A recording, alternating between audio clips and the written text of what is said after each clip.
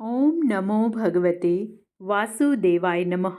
आप सभी का मेरे YouTube चैनल भक्ति सागर में पुनः स्वागत है। आज के अपने इस वीडियो में हम मार्गशीर्ष अगहन मास की अमावस्या की व्रत कथा सुनेंगे, साथ ही विष्णु भगवान की आरती भी करेंगे। आज का अपना वीडियो शुरू करने से पहले आप सभी से विनम्र प्रार्थना है, यदि आप मेरे चैनल पर नए आए हैं और अभी तक मेरे चैनल को सब्सक्राइब नहीं किया है तो सभी प्रकार के व्रत त्योहारों से संबंधित जानकारियां प्राप्त करने के लिए, सभी व्रत कथाएं सुनने के लिए तथा मार्गशीर्ष मास में हमसे जुड़े रहने के लिए कृपया मेरे चैनल को सब्सक्राइब अवश्य करें। वीडियो यदि पसंद आता है तो लाइक एंड शेयर भी करें। मार्गशीर्ष अमावस्या के दिन पितरों की शांति के लिए तर्पण, पिंडदान, स्नान एवं दान करने का विशेष महत्व है। इस दिन किए जाने वाले पितरों के तर्पण से पितरों को शांति मिलती है।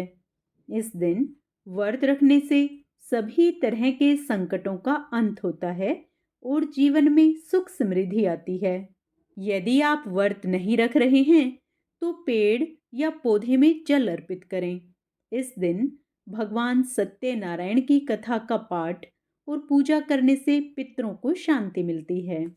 आइए अब अमावस्या की व्रत कथा सुनते हैं। एक नगर में गरीब ब्राह्मण परिवार रहता था। उनके घर में एक बेटी थी जो बहुत ही सुंदर थी, लेकिन उसका विवाह नहीं हो रहा था।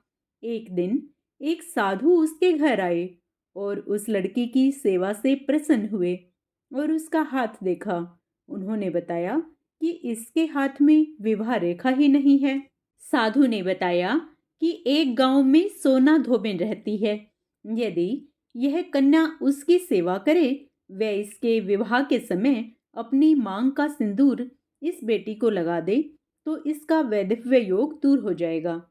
साथ ही साधु ने यह भी बताया कि सोना धोबन कहीं आती जाती नहीं है। तब ब्राह्मण पिता ने बेटी को उस धोबिन की सेवा करने को कहा। पिता के कहे अनुसार वह लड़की रोज सुबह सोना धोबिन के घर जाती और उसके घर की साफ सफाई के साथ पूरे घर के काम करके वापस आ जाती।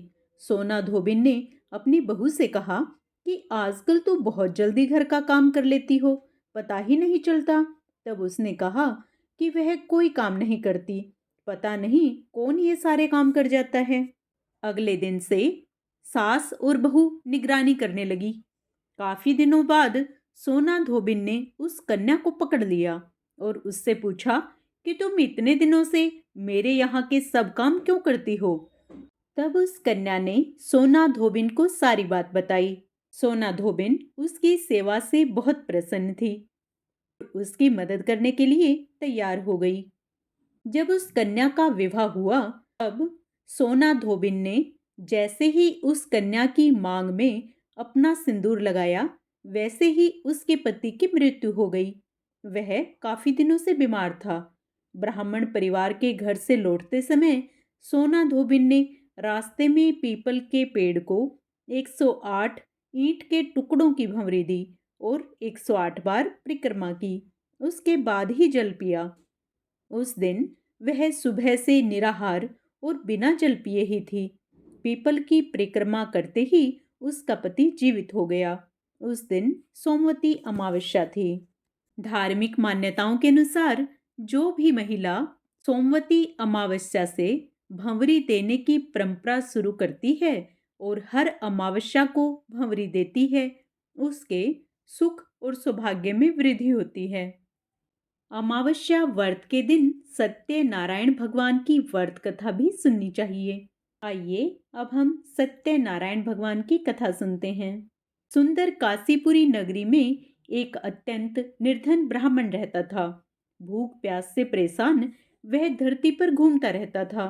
ब्राह्मणों से प्रेम करने वाले भगवान ने एक दिन ब्राह्मण का वेश बनाकर उसके पास जाकर कहा, हे विप्र, नित्य दुखी होकर तुम पृथ्वी पर क्यों घूमते हो। दीन ब्राह्मण बोला, मैं निर्धन ब्राह्मण हूँ, भिक्षा के लिए धरती पर घूमता हूँ। हे भगवान, यदि आप इसका कोई उपाय जानते हो तो मुझे बताइए। वृद्ध ब्राह्मण कहता है, सत्यनारायण भगवान मनोवांछित फल देने वाले हैं, इसलिए तुम उनका पूजन करो। इसे करने से मनुष्य सभी दुखों से मुक्त हो जाता है। वृद्ध ब्राह्मण बनकर आए सत्यनारायण भगवान उस निर्धन ब्राह्मण को व्रत का सारा विधान बताकर अंतर्ध्यान हो गए। ब्राह्मण मन ही मन सोचने लगा कि जिस व्रत को वृद्ध ब्राह्मण करने को कह गए हैं, मैं उसे अवश्य करूंगा। यह निश्चय करने के बाद उसे रात में नींद नहीं आई। वह सवेरे उठकर सत्यनारायण भगवान की व्रत का निश्चय कर भिक्षा के लिए चला गया। उस दिन निर्धन ब्राह्मण को भिक्षा में बहुत धन मिला, जिससे उसने बंधु बांधवों के साथ मिलकर श्री सत्यनारायण भगवान का व्रत संपन्न किया।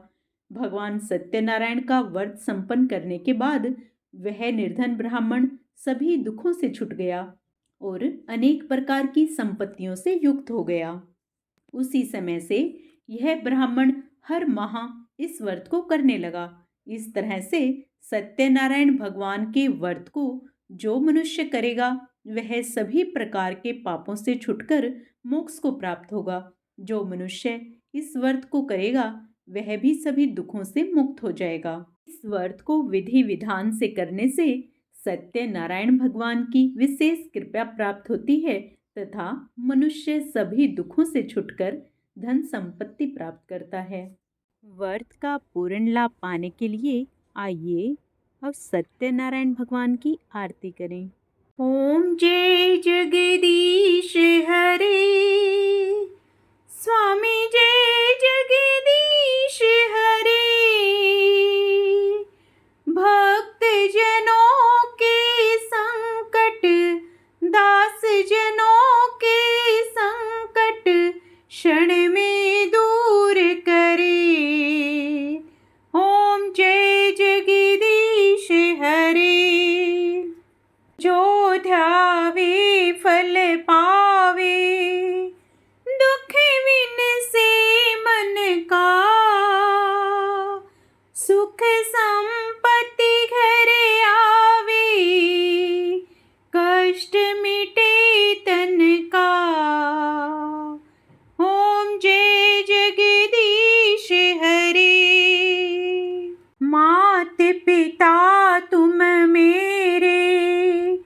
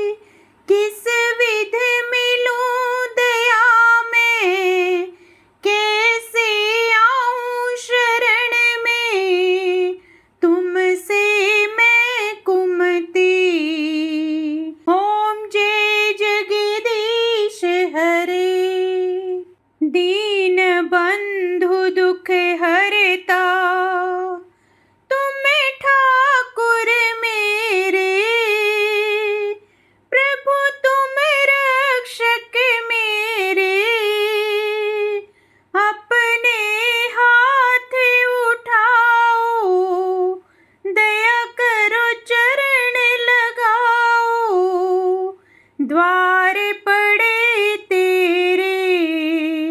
ओम जय जगदीश हरे। विषय विकार मिटाओ, पाप हरो देवा। स्वामी कष्ट हरो देवा। श्रद्धा भक्ति बढ़ाओ, श्रद्धा प्रेम बढ़ाओ। संतन की सेवा। ओम जय जगदीश हरे। तन मन धन सब कुछ है तेरा। स्वामी सब कुछ है तेरा। तेरा तुझको अर्पण क्या लागे मेरा। ओम जय जगदीश हरे।